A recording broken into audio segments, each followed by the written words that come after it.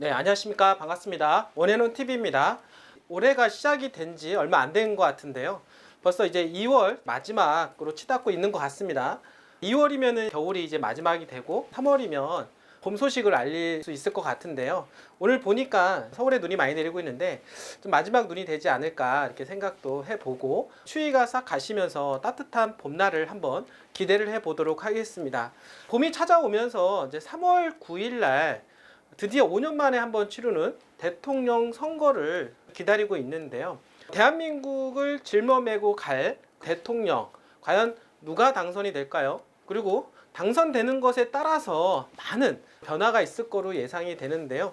저희는 여러분들과 함께 새만금에 관련된 정보를 드리고 있다 보니까 이번에 대통령 후보자들의 새만금에 대한 공약에 대해서 한번 알아보고 정리를 좀 해볼 필요가 있다라고 생각이 됩니다. 그 이유가 뭐냐면 새만금을 바라보는 대통령의 후보 그리고 당선이 된 이후에 어떻게 할 것인가를 우리가 알므로 해서 새만금에 대한 어떤 기대를 한번 알아볼 필요가 있다라고 생각이 됩니다. 사실 땅값이라고 하는 게요, 여러분도 알겠지만은 땅값뿐만 아니라 뭐 주가 그리고 모든 가격은 사실은 기대치에 의해서 가격이 결정이 된다라고 볼 수가 있겠는데요. 여러분들 뭐 다 아시겠지만 비트코인이라든지 이런 가상화폐 쪽 보시게 되면 사실 현재 가치는 제가 보기에는 많지 않아 보입니다. 현재 어디 가서 실질적으로 쓸 수 있는 그런 기능보다는 미래에 앞으로 4차 산업혁명이 일어나고 AI 시대에 점점점 이런 어떤 가상화폐 쪽에 대한 그리고 이런 가상세계에 대한 실현이 될 수 있을 가능성이 높아지기 때문에 화폐 기능이 가상화폐 쪽으로 갈 것이 아니냐라는 차원에서의 어떤 기대심리 때문에 가격이 폭등하고 있다라고 말씀을 좀 드릴 수가 있겠습니다. 여러분들 주식도 보게 되면은 가끔 이제 성장주라고 얘기하는 게 있습니다. 성장주가 있는데 PBR 같은 경우도 상당히 높게 나오는 그런 회사들이 있습니다. 이제 그런 회사들이 어떻습니까? 가격이 엄청나게 높게 상정이 되어 있는 경우가 있는데요. 뭐 예를 들어서 요즘 같은 경우는 메타버스하고 관련된 주식 그리고 어떻게 가상 쪽하고 관련된 그런 주식이라든지 또는 바이오하고 관련된 주식 같은 경우는 사실 현재는 어떤 수익성이 거의 없습니다만 앞으로 일어날 어떤 미래 세계를 반영하기 때문에 기대치로 가격이 폭등을 하고 있다라고 하는 것을 여러분들이 아시면은 땅을 투자하는 데 있어서 어떤 방식으로 접근을 해야 되는 것인가라고 이해를 하실 거라고 생각을 하게 됩니다. 이제 간혹 저희 원앤원 TV를 보시고 전화 오시는 분들이 있습니다. 그리고 새만금에 대해서 현장을 답사를 해보신 분들이 계신데 그분들이 이제 말씀하시는 경우가 있습니다. 아, 여기 새만금 언제 개발되느냐 이렇게 하시는 분들 있고 이럴 거면은 투자 안 하겠다 뭐 이러신 분들도 가끔 있습니다. 자, 그러나 그분들이 관가하고 있다는 게 있습니다. 관가하고 있는 부분들은 뭐냐면 그분들이 바라보는 땅은 현재의 가치를 보는 것이고 미래의 가치를 빼놓고 있다라고 하는 것입니다. 여러분도 아시겠지만 가격이라고 하는 것은 미래 가치로 인해서 올라가게 되는 것입니다. 앞으로 고속도로 나들목이 생길 거야. 앞으로 역세권이 생길 거야. 어떻습니까? 앞으로 항만공항이 들어설 거야, 산업단지가 들어설 거야. 이런 어떤 기대치에 의해서 가격이 올라가는 것이지 그런 것이 이미 다 형성이 되어 있다라고 하면 가격이 당연히 비쌀 수밖에 없다라고 하는 것이고 더 이상 상승 모멘텀이 없다라고 하는 것입니다. 그렇기에 우리는 항상 미래를 볼 수 있는 그리고 숲을 볼 수 있는 눈이 있어야 된다라는 차원에서 말씀을 좀 드리도록 해보고요. 그것이 중요하기 때문에 그 다음 달에 있을 대통령 선거 전라북도 그리고 새만금에 대해서 어떤 공약을 하고 있는지에 대한 부분들을 알아보는 것은 새만금의 미래 가치를 한번 파악해 보는 데 있어서 상당한 중요한 의미다라고 말씀을 좀 드려보도록 하겠습니다. 자, 오늘 여러분들한테 소개를 할 제목은요, 새만금 제도약 시점이다 라고 하는 주제를 했는데요. 아무래도 대통령 선거가 지나고 대통령이 당선이 되고 나면 분명히 이제 드라이브를 걸 거라고 생각을 하게 됩니다. 당연히 새만금은 제도약할 시점이라고 저는 생각이 되고요. 2022년도 3월 9일 얼마 남지 않았습니다. 대통령 후보자 중에서 가장 가능성이 높은 그 후보자 2명에 대해서 한번 알아보는 시간을 좀 가져보도록 하겠습니다. 자, 첫 번째는 여러분들 더불어민주당 이재명 후보입니다. 두 번째로는 국민의힘 윤석열 후보라고 볼 수가 있겠는데요. 자, 이분들은 공약이 비슷한 부분들도 있고 약간은 차이점도 있을 수가 있겠습니다만 두 분 다 공약을 보게 된다라고 하면 새만금에 대한 비전을 우리는 너무나도 느낄 수가 있고 이상 기대치로 이제 발동이 되면서 수요로 작동이 될 것이면서 당연히 새만금에 대한 미래 가치는 엄청나게 밝을 것으로 예상을 해볼 수가 있겠습니다. 한번 알아보도록 하겠습니다. 여러 가지가 있긴 한데요. 몇 개의 어떤 중요한 부분만 요약을 해서 말씀을 좀 드려보도록 하겠습니다. 첫 번째, 더불어민주당 이재명 후보 같은 경우 가장 눈에 띄는 공약이 하나 있는데요. 그 부분이 뭐냐면 새만금의 특별자치도를 조성을 하겠다라고 하는 이야기입니다.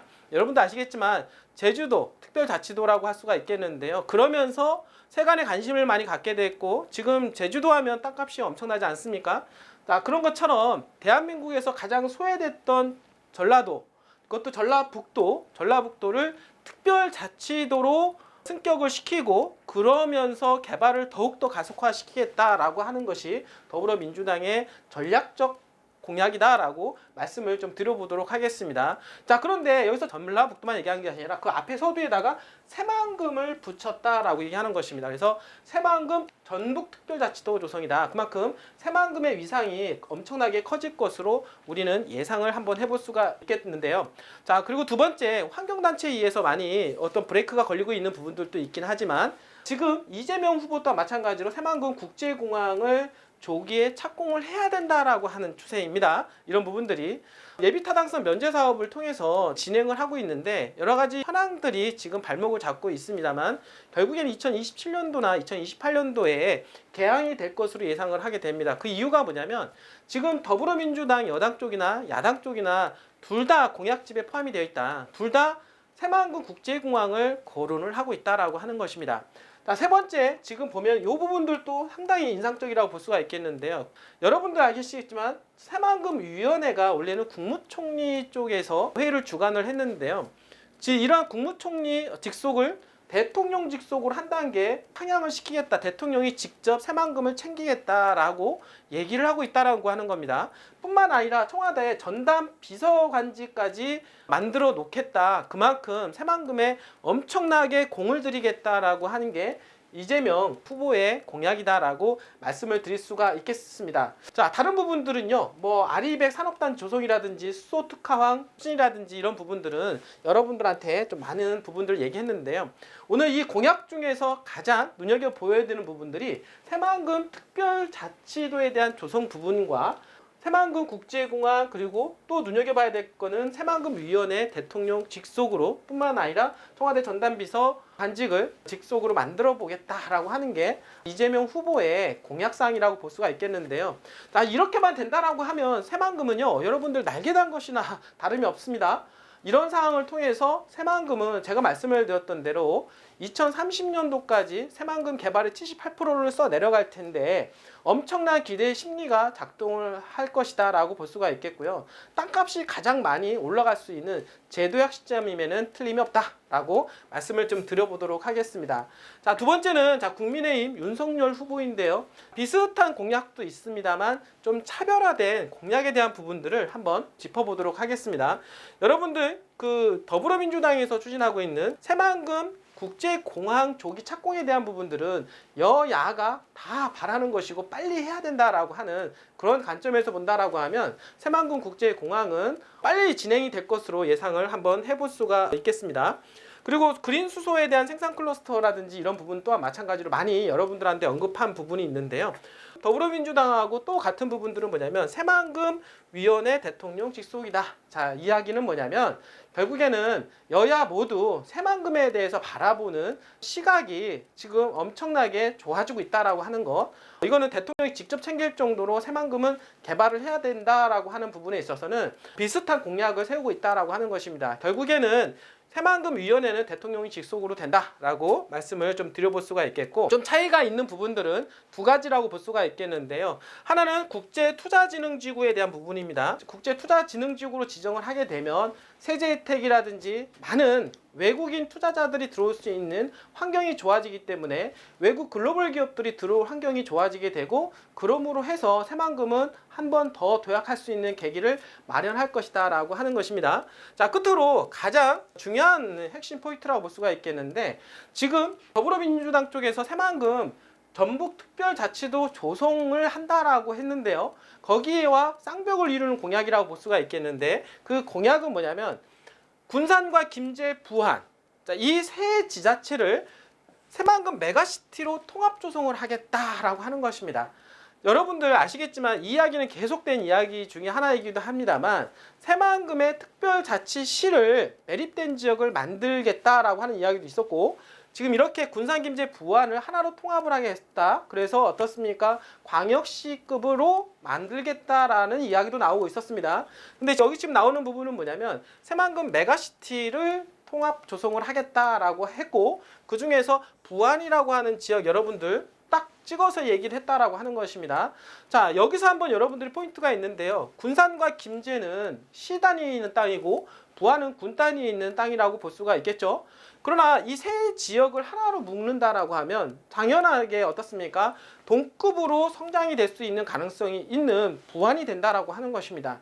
자, 그러기에 부안은 저평가가 된 현재 군 단위에 있는 땅에서 지금 새만금 메가시티로 구성이 된다라고 하는 엄청난 파괴력이 생기게 되는 것입니다. 그렇기 때문에 여러분들한테 제가 소개를 하고 있는 땅은요, 부안에 있는 희소성이 있는 부안의 1.5%밖에 없는 주거지역을 여러분들한테 소개를 시켜드리고 있는데요.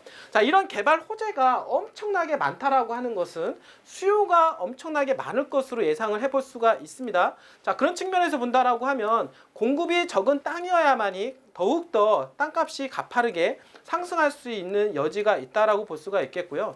자, 이런 상황에서 현재 도로라든지 공항만철도 또는 SOC 또는 어떤 개발 계획들이 잡혀져 있는 지역에 주거 지역에 있는 땅을 미리 선점하는 것은 무엇보다도 중요하다라고 말씀을 좀 드려보도록 하겠습니다. 자, 여러분들, 자, 오늘 이렇게 두 후보에 대한 공약에 대해서 한번 알아보게 되었는데요.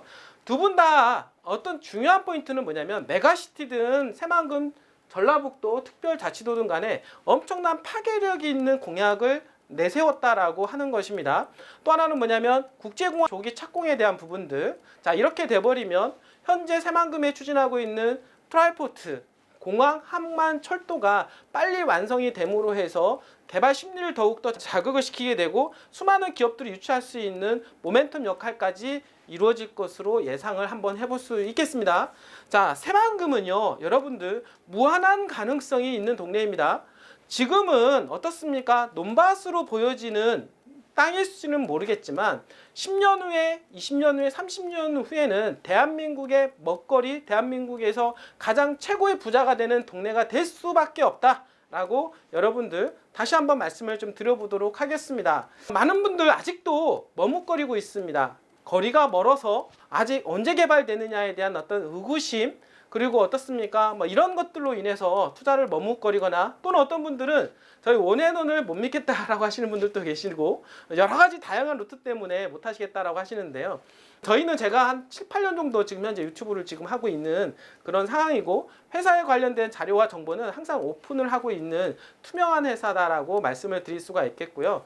또 뭐 기획부동산에 대한 얘기도 하시는 분들이 계신데 저희 회사는 경매, 중개, 그리고 어떻습니까? 소액으로 투자하신 분들을 위해서 저희가 직접 매매까지 해드리는 그런 법인입니다. 여러분들 정말 걱정하지 마시고요. 투자에 대해서 생각이 있으신 분들은 저희를 믿기만 하면 여러분들한테 정말로 좋은 위치에 있는 좋은 땅을 선별을 해드리도록 최선을 다해보도록 하겠습니다. 언제든지 연락 주시면 감사하겠고요. 이 원앤원TV는 여러분들의 자산 증식과 여러분들의 노후를 위해서 항상 노력하는 TV가 되도록 해보도록 하겠습니다. 자, 오늘도 이렇게 끝까지 시청해주신 여러분들 진심으로 감사드립니다.